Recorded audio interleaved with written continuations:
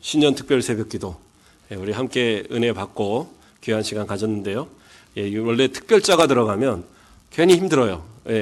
그냥 하루 나와서 새벽기도 하는 건 안 힘든데 특별자 붙으면 나와서 하면 왠지 막 몸살이 나고, 그렇죠?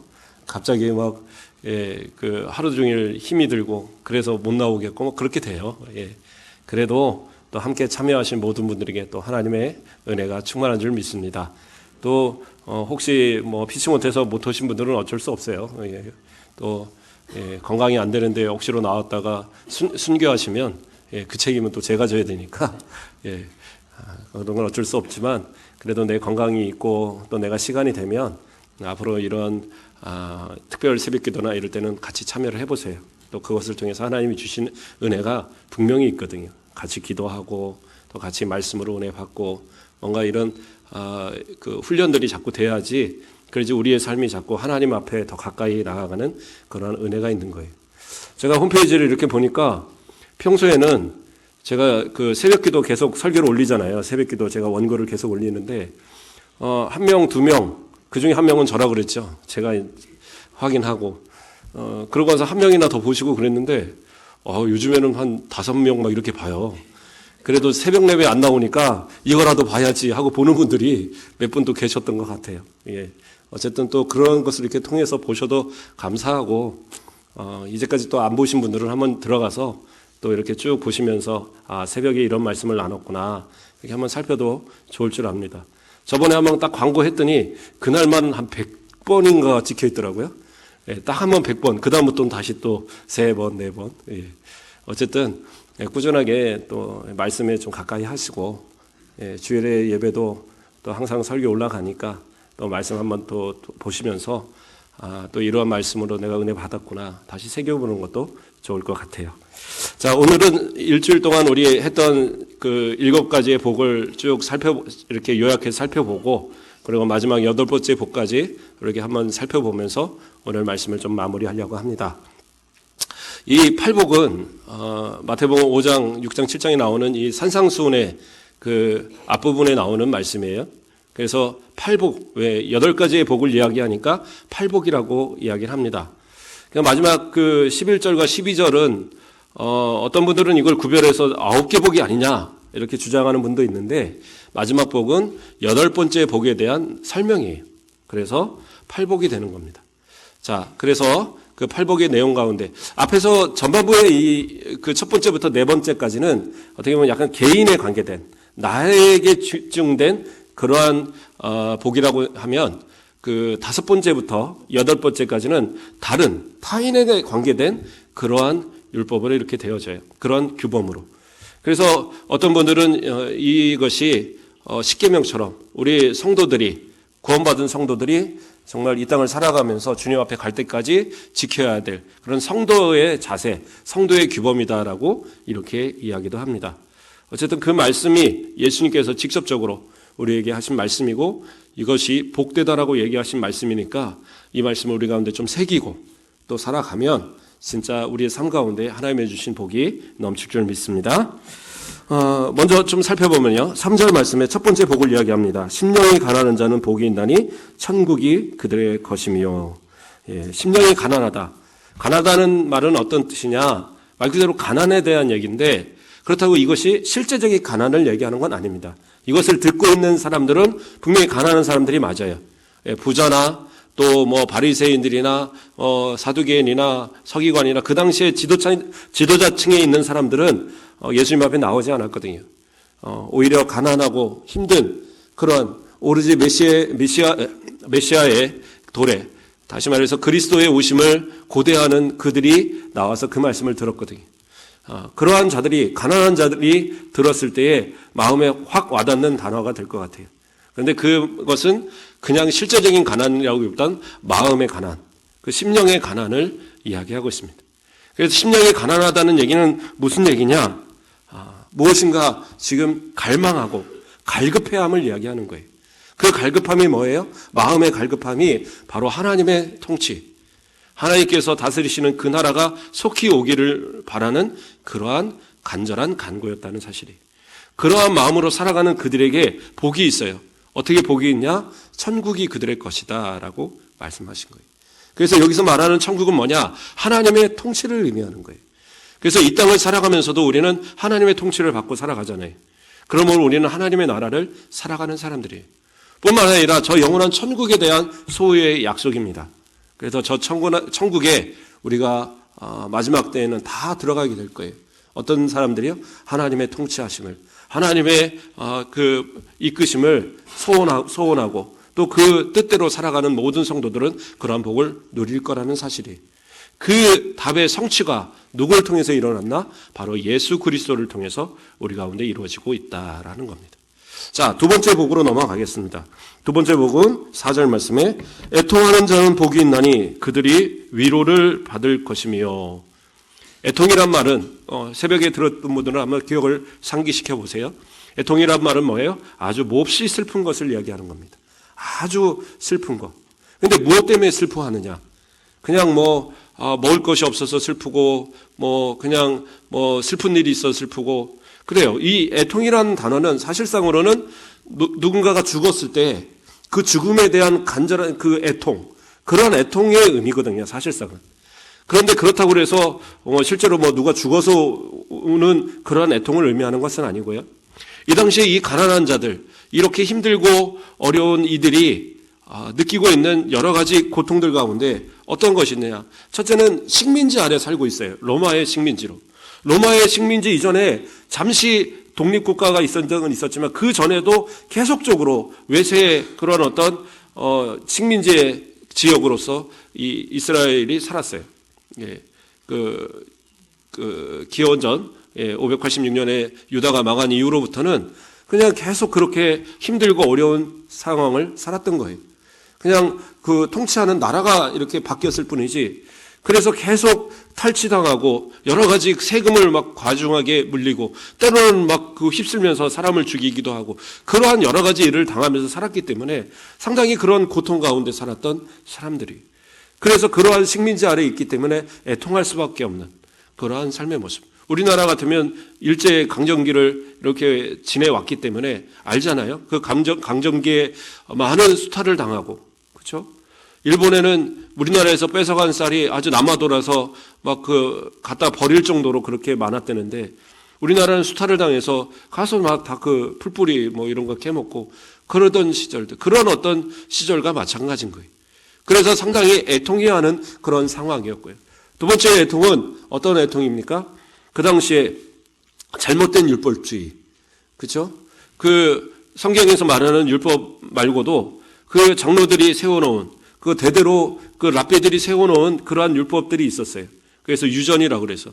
그래서 그러한 어떤 전통들에 따라서 자기들은 자기들의 입맛에 맞춰서 그것을 잘 활용하면서, 부자들이나 바리새인들이나 이런 사람들은 그것을 잘 활용해서 자신들 이익대로 살면서 가장 나약하고 힘든 사람들에게 있어서는 더 강하게 그것을 요구하고 어떤 통치의 수단으로 삼았던 그러한 모습이었어요.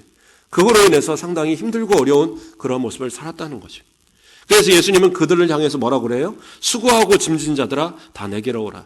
이게 무슨 밖에서 열심히 일하다가 힘들어서 너 내게로 오라 이런 의미가 아니에요. 예수님이 하신 말씀은. 예, 그런 영적으로 그런 율법주의 안에서 힘들고 고된 삶을 살아가는 그 이스라엘 백성들을 향하여서 내게 오라고 말하는 거예요. 나의 멍에는 가볍다. 너희가 충분히 멜만한 것이다. 그래서 예수를 믿고 새로운 새 피조물의 삶의 모습으로 살아가도록 그 요구되는 그러한 모습이 예수님의 그 모습이었어요.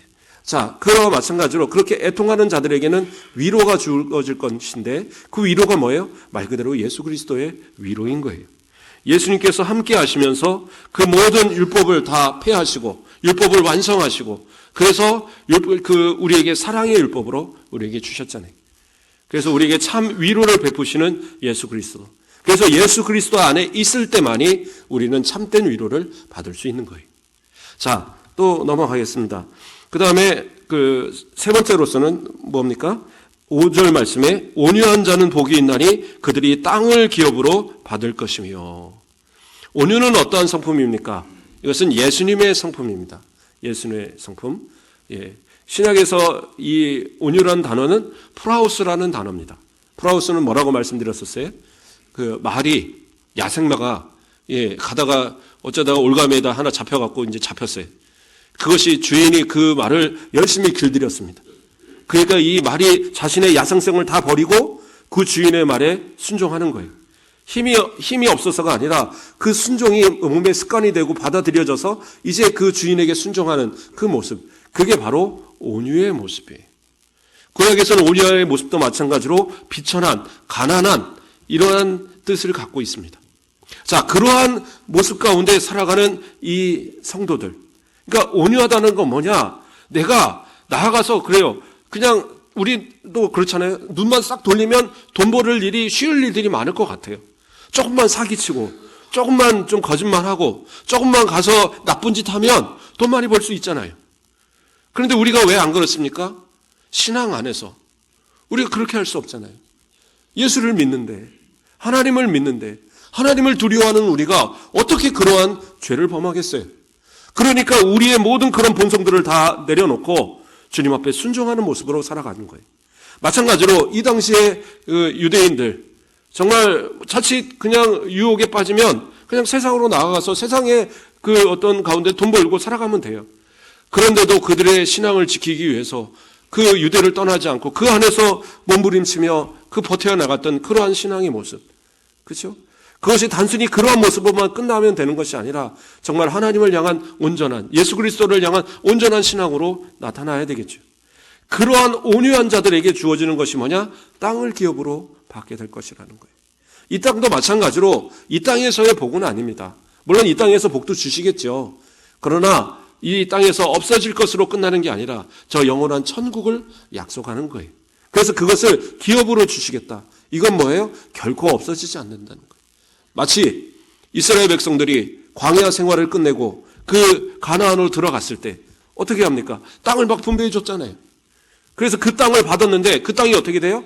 후손들에게 대대로 그 후손의 땅이 됐어요.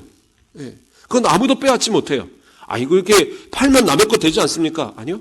희년이 되면 그거를 본 주인에게 다 돌려줬어야 돼요. 그래서 그 분배받은 땅은 결코 다른 누가 뺏어갈 수 없어요. 오직 그 가족, 가족들에게만 대대로 내려가는 땅이에요. 마찬가지입니다. 하나님께서 주시는 땅, 저 영원한 천국은 결코 빼앗기지 않는다는 사실이에요. 그렇죠?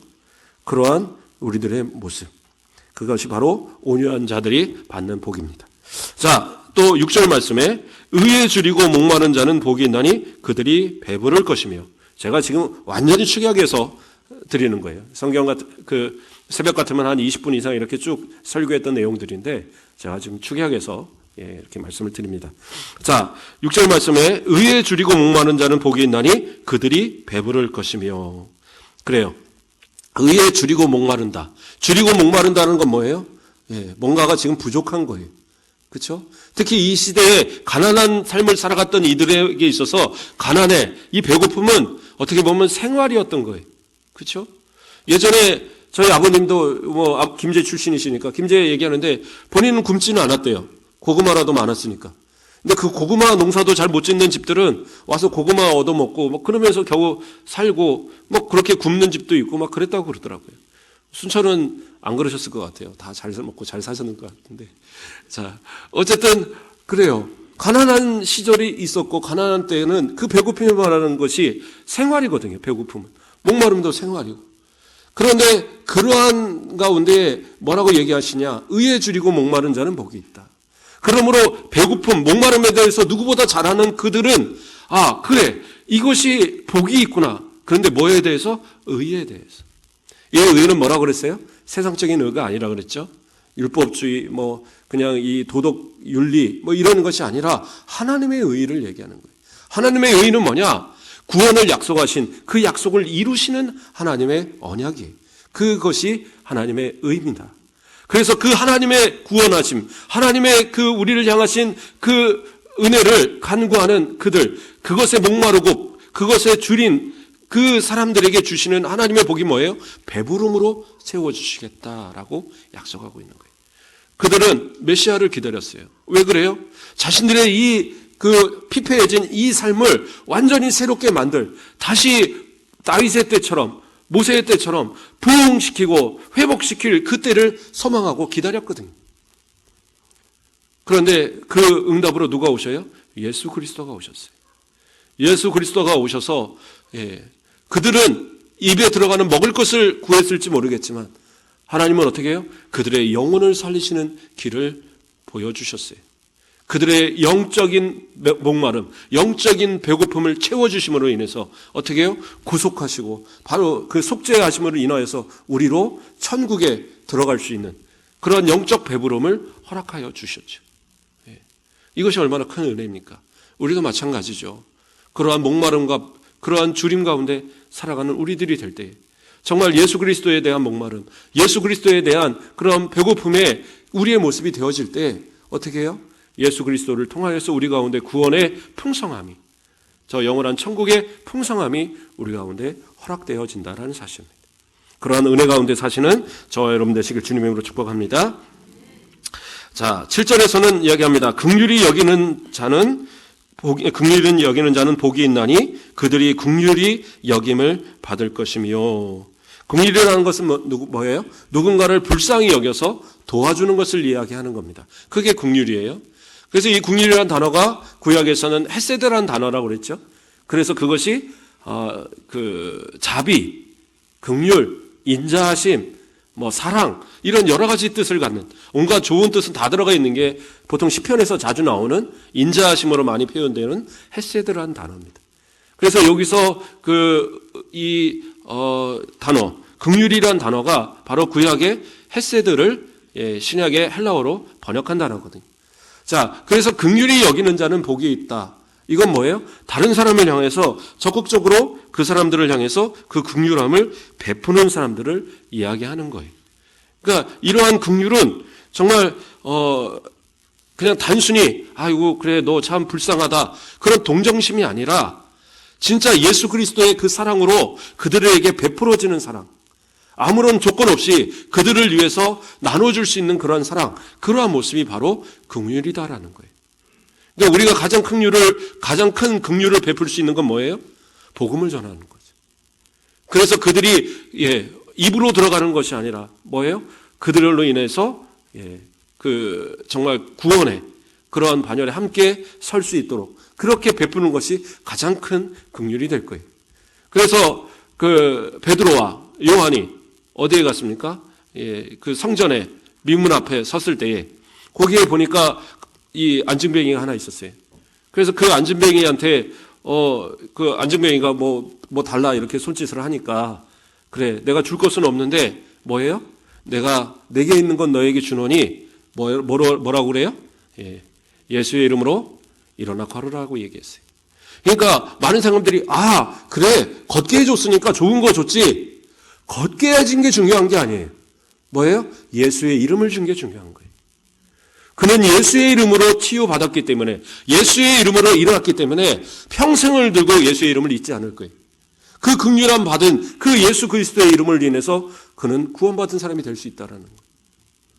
물론 그가 끝까지 거부하면 아니겠지만 그러나 그러한 큰 은혜를 받으면 예수의 이름을 잊어버리겠습니까? 마찬가지예요. 그러한 긍휼을 베푸는 사람, 그들에게 주어지는 것이 뭐예요? 하나님의 긍휼. 우리를 향하신 그 자비, 우리를 향하신 그 인자하심, 우리를 향하신 그 하나님의 사랑, 그 모든 긍휼의 모습을 우리가 받아 누리게 될 거라는 거예요. 그래서 가장 큰 긍휼이 뭐예요? 예수님을 이 땅에 보내셔서 우리의 힘으로 도저히 구원받을 수 없는 우리를 위해서 예수 그리스도를 십자가에 내어준 그 사랑, 그것이 큰 긍휼의 모습이잖아요. 그러므로 그러한 큰 긍휼을 받은 우리라고 한다면 당연하게 나아가서 긍휼을 베풀어야 되는 것이 당연하다는 거예요. 목사님 오늘 또 은혜 받았으니까 예수의 이름은 확실하게 전하겠습니다. 좋아요. 그런데 예수의 이름만이 아니라 뭐예요? 우리가 할 수 있는 도움도 베풀어야 되는 거예요. 가난한 사람들에게 줄 수 있는 것들을 나눠주기도 해야 되고, 그렇죠? 그러한 긍휼들이 우리를 통해서 베풀어지기를 주님의 이름으로 축복합니다. 8절 말씀에서는 또 말씀합니다. 마음이 청결한 자는 복이 있나니 그들이 하나님을 볼 것이며 라고 얘기하고 있어요. 마음이 청결한 자는 복이 있나니 그들이 하나님을 볼 것이며. 마음이 청결은 뭡니까? 이 말씀을 들으면 그래 내 마음을 완전히 아주 깨끗하게 아주 그냥 청소를 깨끗하게 해서 아무런 죄도 없고 아무런 흠도 없는 그런 모습을 만들어야지. 그런데 그렇게 살기는 어렵잖아요. 네. 예수 믿고 회개해도 돌아서면 또 죄 짓는 게 우리의 모습인데, 성경은 여기서 말하는 청결은 그러한 청결이 아니에요. 뭐냐면 두 마음을 품지 않는 겁니다. 두 마음을 품지 않는다는 건 어떤 거냐? 뭐 어떤 걸 놓고 이것을 먹을까 저것을 먹을까 그런 고민을 이야기하는 게 아니라 선과 악에 대한, 그렇죠? 하나님의 편에 설 것인가 사람의 편, 세상의 편에 설 것인가에 대한 선택의 기로에서 그 두 마음으로 내 마음 가운데 두지 말라는 거예요. 우린 당연하게 어떻게 해요? 하나님의 편에 서서 생각하고 하나님의 것을 생각하고 선한 것을 택하는 것이 당연한 건데, 그런데 우리는 이 세상을 살다 보니까 자꾸 두 마음이 생겨지는 거예요. 그래서 자꾸 하나님의 편이 아닌 자꾸 다른 것을 생각하는 거예요. 그래서 하와를 예로 들었죠. 하와가 어떻게 했어요? 하나님만 바라보고 살 때에는 그냥 그 기쁨으로 그 모든 걸 다 누리고 살았어요. 그런데 마귀가 다른 마음을 줬어요. 뭐예요? 저 선악을 알게 하는 나무의 과실을 따먹으면 너희가 하나님처럼 지혜로워질 수 있다라고 유혹을 했습니다. 그리고 보니까 그 다음에 어떻게 돼요? 그것이 보암직하고 먹음직하고 그것이 지혜로울 만한, 그렇게 만들 만한 그러한 과실로 보이는 거예요. 그러니까 그걸 따먹고 자기만 죄지기, 그러니까 그 남편 누구예요? 아담도 가서 먹게 하고, 그렇게 해서 함께 똑같이 에덴에서 쫓겨나 버렸잖아요. 그래도 하나만 쫓겨나지 않고 둘 다 쫓겨났기 때문에 그래도 아기 낳고 잘 살아서 이제 우리까지 왔죠. 어쨌든 그래요. 그러한 어떤 그 유혹 가운데 있는 그 마음, 그게 우리 가운데 있더라는 거예요. 그런데 왜 우리가 하나님을 바라보지 못하느냐? 그러한 두 마음이 우리 가운데서 있기 때문에 그런 거예요. 그래서 우리가 진짜 하나님을 바라보는 사람은 어떤 사람이냐? 오직 하나님만 향하고 오직 하나님만 바라볼 수 있는 그러한 모습. 그렇죠? 예수님을 통해서 우리는 하나님을 바라볼 수 있습니다. 그렇죠? 이 제자들도 다 예수님을 통해서 하나님을 바라봤어요. 왜요? 예수님이 누구예요? 하나님의 본체이신 하나님의 아들이시잖아요. 성자 하나님이시잖아요. 그런데 중요한 건 뭡니까? 그 예수님을 바라보고도 3년이란 공생애 동안에 예수님과 동행했어도 그들은 결국에 어떻게 해요? 예수님을 똑바로 바라보지 못할 때, 똑바로 알지 못할 때에 어떻게 했습니까? 예수님이 잡히실 때에 다 도망가 버렸어요.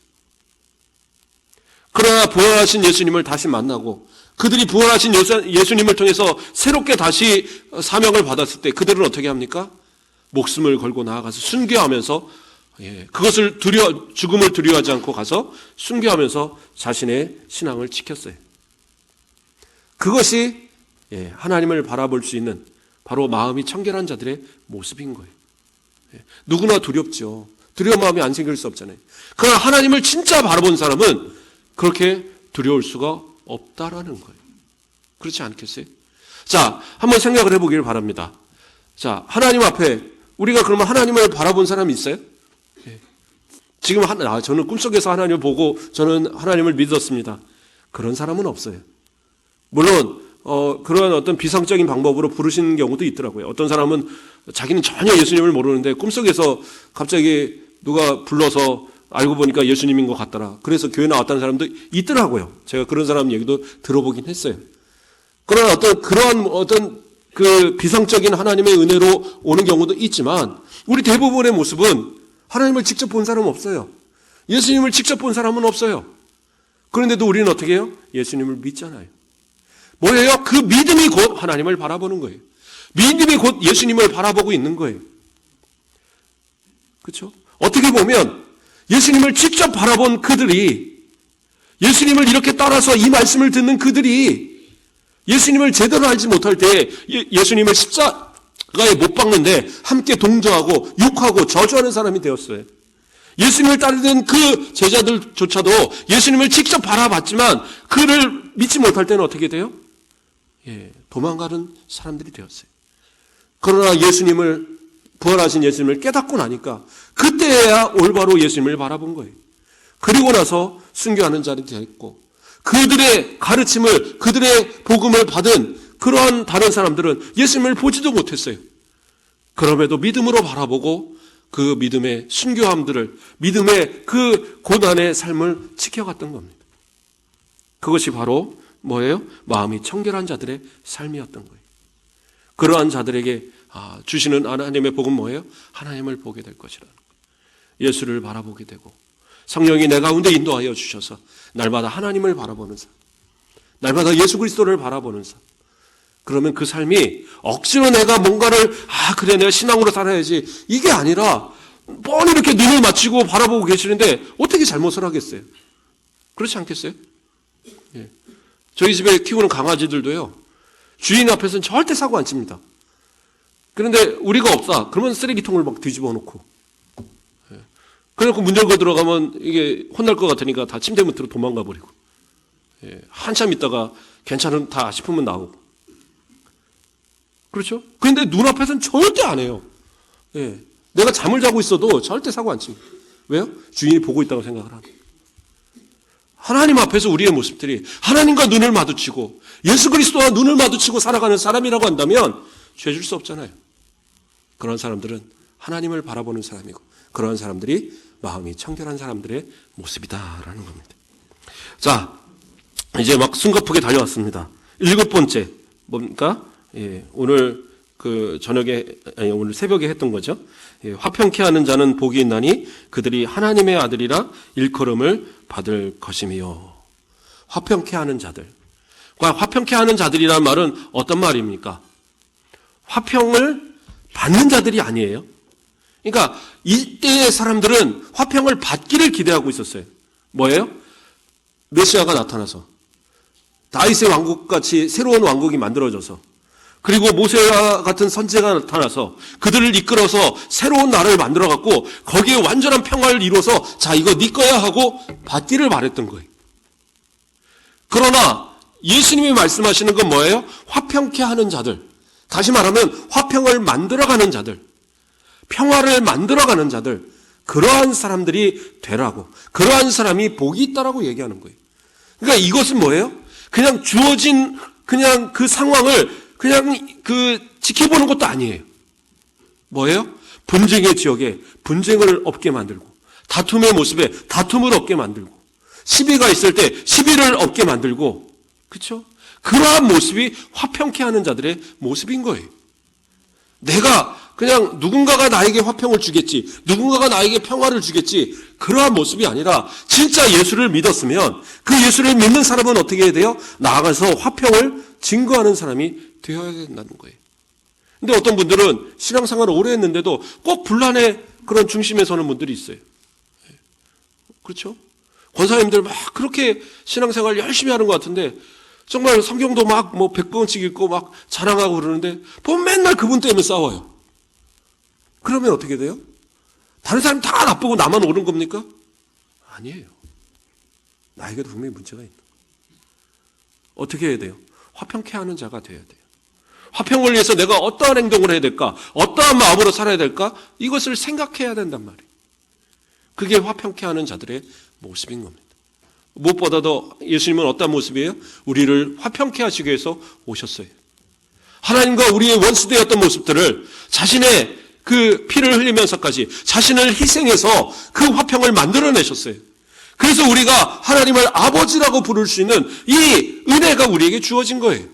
이게 아니라면, 예수님의 희생이 아니었다면, 예수님이 만드신 평화가 그 화평이 아니었다면 우리는 하나님을 믿을 수 있는 자격도 없는 존재였잖아요. 왜요? 하나님의 아들이시잖아요, 예수님. 근데 그 하나님의 아들이 자신을 버려서 우리를 위해서, 더 나아가서는 그 예수님께서 어떻게 해요? 우리의 막힌 담도 헐어버리셨어요. 유대인들은 자신들만 구원받는 줄 알고 자신들은 전도도 안 하고 오히려 이방인들은 무슨 그 지옥의 땔감처럼 여겼던 그들의 모습들. 그런데 예수님의 그 복음은 어떻게 돼요? 이방인들에게 다 유대인이나 헬라인이나 차별 없이 모두에게 전해지는 그러한 하나님의 복음. 그 복음으로 인해서 우리도 예수 믿게 되었잖아요. 만약에 유대인만 구원받는다고 한다면 우리는 구원받을 자격이 없어요. 그런데 하나님께서 예수 그리스도를 통해서 그 모든 막힌 담을 허시고 우리도 복음으로 예수를 믿고 우리도 하나님의 자녀로 하나님을 아바 아버지라 부르는 그런 아빠 아버지라고 부르는 그런 우리의 모습으로 만들어 주셨다는 거예요. 이게 얼마나 큰 은혜입니까? 이 은혜를 받은 우리라고 한다면 당연하게 화평을 심어가는 자들의 모습이 되어야 되는 거예요. 그러니까 저도 항상 노력을 합니다. 예, 저로 인하여 분쟁이 일어나지 않기를, 저로 인하여 다툼이 일어나지 않기를, 저로 인하여 우리 아이들이 아빠 미워서 나 교회 안 나가, 이런 말 안 나오게 하려고 예, 저도 노력을 합니다. 예, 예전에는 그래 애는 때려서 가르쳐야 돼, 뭐 이런 때도 있었어요, 솔직히. 예, 그 잘못된 이 교육을 받아갖고 그랬는데, 그렇게 가르치는 아이들이 나중에 잘 될 것 같죠? 안 돼요. 예, 그 곁길로 나가서 부모에게 반항하는 아이 되든지, 아니면 그냥 사회에서도 자기 주장도 못하고 그냥 항상 끌려만 다니는 자녀 되든지, 둘 중에 하나의 모습 나타나거든요. 그러니까 부모들이요, 아이들한테 잘 가르치셔야 돼요. 그래서 저도 기도하면서 그래 화내지 말자, 제가 얘기했죠. 화내지 말자 써놨더니 우리 딸이 거기다가 큰 글씨로 화내지 말자, 모자란지 밑에다 또 화내지 말자. 진짜 제가 그거 보고 많이 생각했거든요. 그래서 내가 화를 내나 보다, 딸아 내가 화 많이 내냐 그랬더니 아니 그렇지는 않은데 뭐 어쨌든 그래도 저도 노력을 합니다. 그래서 나로 인하여 우리 아이들과도 분쟁이 있어서는 안 될 것이고, 아내하고도 분쟁이 있어서는 안 되고, 그렇죠? 아내하고 막 싸워보세요. 목사님이 싸우고 이제 와서 여기서 뭐 서로 사랑하라, 어떻게 설교하겠어요? 그 아내한테도 잘해줘야 되고. 그러니까 우리 장로님들, 안수 집사님들, 제가 얘기했죠. 집에 가서 많이 좀 부인들 도와주시라고. 예. 부인들이 하나님 앞에 이 남편 빨리 가야지, 뭐 이러면 안 돼요. 예. 오래오래 같이 살게 해주세요. 예. 어떤 분 같이 제가 그 예배 드리면서 그랬던가요? 이렇게 물어보니까 남편 가면 나 따라갈까? 뭐 이러시더라고요. 예. 그 정도 돼야지. 예. 저 남편은 언제 가나 이런 생각하면 안 돼요. 예. 그러니까 항상 사랑으로 도와주고, 가끔은 설거지도 좀 해주시고, 예, 청소도 하고, 쓰레기 같은 건 밖에 남편이 좀 갖다 버리고, 그런 것도 하셔야 돼요. 예, 그렇게 하는 거예요. 자, 어쨌든 그러한 어떤 모습들. 그래서 화평케 하는 자들은 복이 있나니 그들은 뭐예요? 하나님의 아들이라 일컬음을 받을 것이다. 그러니까 일컬음을 받는다는 건 뭐예요? 내가 하는 게 아니에요. 내가 하는 게 아니에요. 누군가가 해줘야 되는 거예요. 첫째는 누가요? 하나님께서 너는 내 아들이다, 내 딸이다라고 불러주셔야 되는 거예요. 내가 이 정도면 됐잖아요, 제가 하나님 믿을만 하죠? 아니요, 자격이 있어 믿는 사람 없다니까요. 하나님께서 강권적으로 예수 그리스도를 믿게 하시고 그 믿음으로 너는 내 아들이다라고 이렇게 붙들어 주시고 그렇게 불러주시니까 우리가 아들이 되고 딸이 되는 거지. 예, 내 힘 갖고 내 공로 갖고 되는 자격이 있는 사람은 아무도 없다는 사실이에요. 그러므로 그 은혜를 받은 우리라면 어떻게 돼요? 일반적인 사람들에게도, 꼭 성도들 뿐만 아니라 성도들 가운데도 마찬가지지만 세상 사람들에게도 우리가 뭐예요? 하나님의 아들이라고, 하나님의 딸들이라고 일컬음 받는 자들이 되어져야 되는 거예요. 그래서 우리를 바라보는 사람들이 저 정도면은 그래 권사님이 되겠지, 저 정도면 장로님 되게 수 있어, 저 정도면 그래 역시 목사님이었구나, 이렇게 말할 수 있어야지. 그렇죠? 어느 날 교회로 왔는데 딱 봤는데 저분이 있네? 나 그러면 교회 여기 안 올래요. 왜 그래요? 그러니까 내 저분 아는데 만나기 무서워요. 뭐 이러면 그러면 안 되는 거예요. 세상 사람들을 통해서도 저 사람은 하나님의 사람, 하나님의 아들, 하나님의 딸이라고 일컬음 받는 사람, 그러한 사람이 바로 화평케 하는 자들의 모습이다라는 거예요. 자, 숨가쁘게 7개를 달려왔습니다. 이제 마지막 뭐예요? 오늘 마지막의 말씀은 의를 위하여 박해받는 자는 복이 있나니 천국이 그들의 것입니다. 자, 이걸 또 목사님 길게 하실 겁니까? 아니요, 이거는 간단해요. 왜냐하면 여기서 의를 위하여 핍박받는다는 이 말씀이 어떤 말씀이냐, 앞에 7가지를 어떻게 보면 축약한 얘기예요. 그래서 여기서 말하는 의는 앞에서 모든 것을 다 축약해서 예수 그리스도를 지박해서 바로 예수 그리스도를 통하여서 그러한 삶을 살아가는 자들, 그렇게 얘기하는 거예요. 다시 말해서 심령이 가난한 자, 그렇죠? 애통하는 자, 뭐 이렇게 쭉 나오는 화평케 하는 자까지의 이 7가지의 이 어떤 규범이라고 표현할까요? 이러한 모습들을 다 감당하는 사람들, 그러한 사람들을 의를 위하여 박해받는 자라고 표현하고 있는 거예요. 그러니까 의를 위하여 살아가는 사람들을 이야기하고 있는 겁니다. 그러면 그 의는 뭐야? 뭐라고 얘기하네요? 11절에서 이야기합니다. 나로 말미암아 너희를 욕하고 박해하고 라는 얘기로 이제 시작을 하고 있어요. 그러니까 그 말이 뭐예요? 곧 의를 위하여 박해받는 사람은 나를 위하여, 예수 그리스도를 위하여 박해받는 사람들일 거예요. 그러니까 예수 그리스도를 위해서 앞에 7가지를 다 행하는 거예요, 우리들은. 물론 그 중에 뭐 한두 개는 나는 해당이 없는데요. 해당이 없으면 없는 거죠. 그러나 우리의 삶을 통하여서 그러한 모습들이 다 나타나게 돼 있어요. 그랬을 때에 내 그 모습들을 통하여 복 있는 사람의 모습들을 지켜가야 되는 거예요. 그래서 그 영적 목마름 가운데 배부름도 얻어야 되고, 그렇죠? 그 가난한 가운데 천국을 소유할 수 있어야 되고, 그렇죠? 그 애통하는 가운데 위로함도 받을 수 있어야 되고, 그 모든 삶의 부분에 그 모든 중심에 누가 있어요? 예수가 계신 거예요. 그래서 나를 위하여 박해받는 자는 복이 있다라는 거예요. 그러면 여기서 박해, 그러면 예수님을 위해서 박해받는 자가 복이니까 우리는 나가서 박해받아야 돼요. 그러면 가서 저를 때려주세요. 저는 가서 죽어야 돼요. 이걸 얘기하는 게 아닙니다. 이게 원문에 보면 이건 약간 지금 이게 해석이 약간 오해하기가 쉬워요. 근데 원문에서는 어떻게 해석이 되느냐 하면 의를 위하여 박해받는 자가 아니라 의를 인하여, 의 때문에 박해받는 자는 복이 있다는 거예요. 그럼 얘기가 좀 달라요. 박해를 받을 수도 있고 안 받을 수도 있는 거예요. 그러니까 박해가 오는 걸 피하면 안 되죠. 예수님을 때문에, 예수님을 위해서, 예수님으로 인해서 오는 박해는 당연히 받아야 돼요. 그런데 오지 않는 박해를 일부러 받겠다고 가서 박해를 받을 필요는 없다라고 얘기를 드리는 거예요. 이해하시죠? 무슨 말인지? 예. 어쨌든 그래요. 의를 위하여 박해받는 자는 복이 있어요.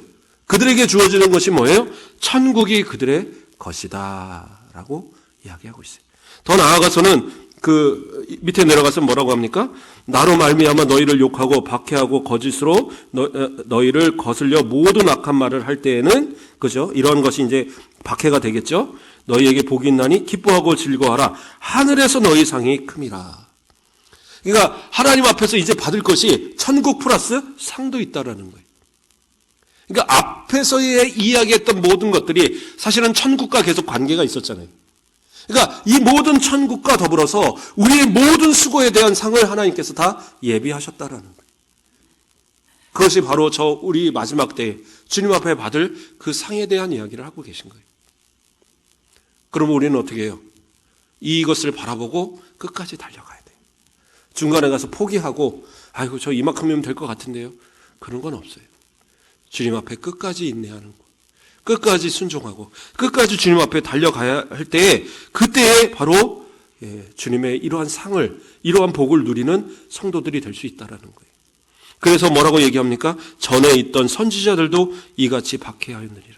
그들이 끝까지 어떻게 견뎠는지, 그들이 끝까지 어떻게 신앙생활을 했는지, 끝까지 하나님 앞에서 어떻게 믿음을 지켰는지를 보라는 거예요.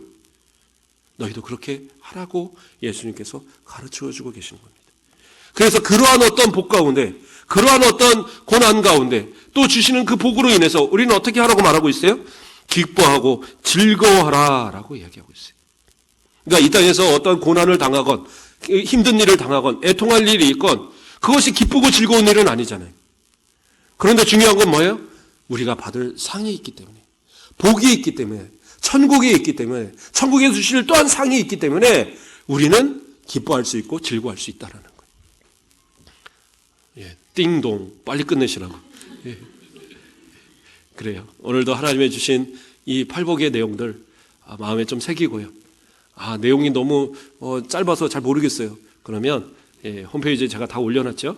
다 보시고, 목사님 저는 홈페이지 도대체 어떻게 들어가는지 모르겠어요. 누구네 집 주소인지 좀 주소를 알려주면 제가 찾아갈 텐데, 그런 분들은 저한테 오시면 제가 프린트해서라도 드릴게요. 그러니까 이 말씀들은 좀 마음에 새기고 1년 동안 좀 살아가시면서 신전에 처음 주신 또 하나님 말씀드리니까 내가 그리스도인답게 살아감을 통해서 하나님의 주신 은혜의 복을 누리시는 저와 여러분 되시길 주님의 이름으로 축복합니다. 기도하겠습니다. 사랑의 하나님 감사를 드립니다. 우리를 사랑하여